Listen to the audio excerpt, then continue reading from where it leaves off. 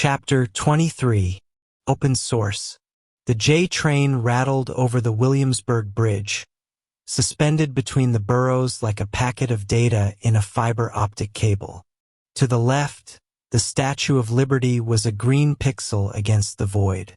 To the right, the Domino Sugar Factory was a relic of analog processing. Arthur Vane stood in the center of the car. He wasn't holding the rail.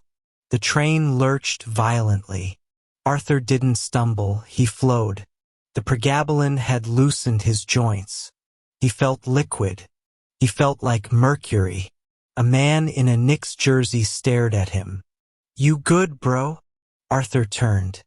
His pupils were so dilated they eclipsed the irises entirely. He smiled, a wide, beatific expression that felt alien on his face. "I am currently operating at 98% efficiency," Arthur said. His voice was loud, projecting over the screech of the wheels. "The latency has been eliminated. The signal is pure." The man shifted away. "Right? Okay." Arthur looked out the window. The city grid spread out below him. Usually, looking at the city filled him with anxiety. The chaos, the filth, the variables.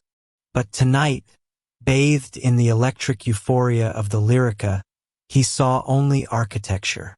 He saw the logic beneath the chaos. He saw the flaws. Client X, he thought.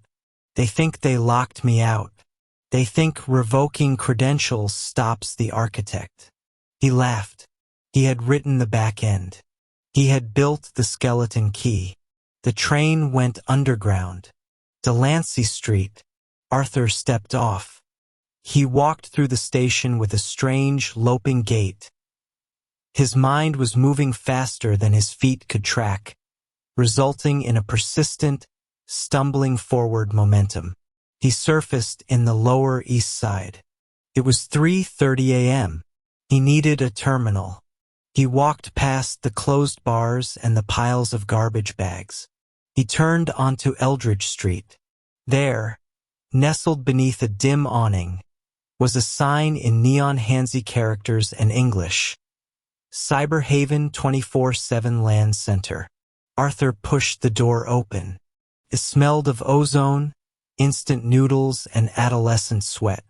Rows of high-performance gaming PCs lined the walls, bathed in blue and purple LEDs. Teenagers in headsets screamed at screens, playing Valorant and Overwatch. Arthur walked to the front desk. A teenager with purple hair was asleep behind the counter. Arthur tapped on the glass. The kid woke up, blinking. He looked at Arthur. The ruined suit, the grime, the wild eyes. "We don't allow vagrants," the kid mumbled. "I require a terminal," Arthur said. "Gigabit connection. Linux environment preferable, but Windows will suffice if I can access the command shell." $10 an hour, the kid said. "Cash." Arthur patted his pockets. He had spent his last dollar on the drugs. He looked at his wrist. He was still wearing the Tag Heuer. He had bought it on credit the day he got the director promotion. It was worth $3,500. He unclasped it. He dropped the heavy steel watch onto the counter. Clunk. "I need 6 hours, Arthur said. "And a Red Bull." The kid picked up the watch.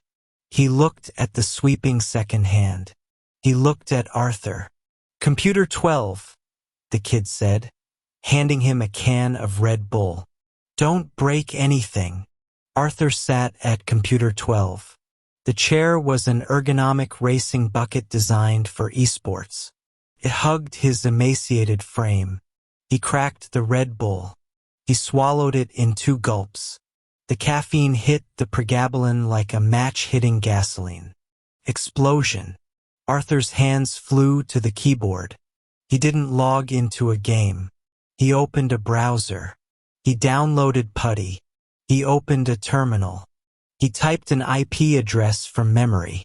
It was the backdoor server he had set up for remote diagnostics during the migration. A server Miller didn't know about, a server Thorne didn't know about. Login root. Password. A sequence of prime numbers. Access granted. The green cursor blinked. He was in. He was inside the Client X infrastructure. He was inside the nervous system of the company that had rejected him. He could see everything. The live transaction logs. The user databases. The financial projections. He navigated to the directory he had built for the shard optimization. Current status. Active. Efficiency. 94%. It was working perfectly. His code was making them millions of dollars an hour while he sat in a basement in Chinatown covered in dirt. Inefficient allocation of rewards, Arthur whispered. He started typing a new script. He wasn't going to destroy the data. That was crude. That was what the withdrawal Arthur in the laundromat would have done. God Mode Arthur had a better idea. He was going to make the data free. He wrote a script to strip the encryption keys from the client database. He wrote a command to publish the proprietary algorithms to a public GitHub repository. Open source. He was going to give his genius to the world. He was going to democratize the architecture. And in doing so, he would render Client X's entire business model obsolete in approximately 6 seconds. If user equals admin, publish underscore. He chuckled. The sound was high and jagged. The kid at the counter looked over. Hey, keep it down. Arthur ignored him. He was coding at the speed of thought. The red and white capsules were dissolving in his stomach, turning his blood into rocket fuel. He felt connected to the machine. He wasn't typing on a keyboard. He was playing a piano. He finished the script at 5:45 a.m. He stared at the enter key. If he pressed it, there was no going back. It was a felony. It was corporate sabotage on a massive scale. It was the end of Arthur Vane, professional. But Arthur Vane, professional, was already dead. He had died in the St. Regis bathroom. This was Arthur Vane, the superorganism. Upgrade complete, he whispered. He pressed enter. Executing. Upload complete. Arthur sat back. It was done. The code was out. In offices around the world, alarms were starting to ring. Sysadmins were waking up to pagers screaming.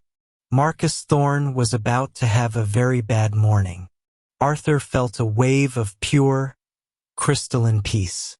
Then the crash arrived. It wasn't a slow descent. It was a power cut. The immense energy expenditure of the last 3 hours, combined with the lack of food and sleep, finally overwhelmed the chemical stimulant. Arthur's vision tunneled. The blue LEDs of the computer case smeared into streaks of light. His head hit the desk. Thud. He didn't feel the impact. He was already gone, floating in the dark, drifting like a jellyfish in a sea of code. Hey, buddy. Someone was shaking him. Arthur opened his eyes. One eye. The purple-haired kid was standing over him. Your time is up, the kid said. And you're drooling on the keyboard. Arthur sat up. He wiped his mouth. His hand came away wet. He looked at the screen. Connection lost. He looked at his wrist for his watch. It was gone. What time is it? Arthur croaked. 9 a.m., the kid said. Get out. I got customers waiting. Arthur stood up. His legs didn't work. The Lyrica wobble was back. He stumbled, catching himself on the partition. He walked out of the cyber haven. The sun was up. The street was busy. Delivery trucks, tourists, locals. Arthur stood on the sidewalk. He blinked in the harsh light. He had burned his career. He had burned his reputation. He had just committed a federal cybercrime. He had nothing, except he reached into his pocket. The baggie. 1 pill left. 300 milligrams. He looked at the red and white capsule. It was the only thing in the world that made sense. He dry swallowed it right there on the sidewalk. He turned south. He didn't know where he was going. He just knew he needed to find a place to hide before the buffer wore off. Arthur Vane, the open source architect, shuffled into the crowd and vanished.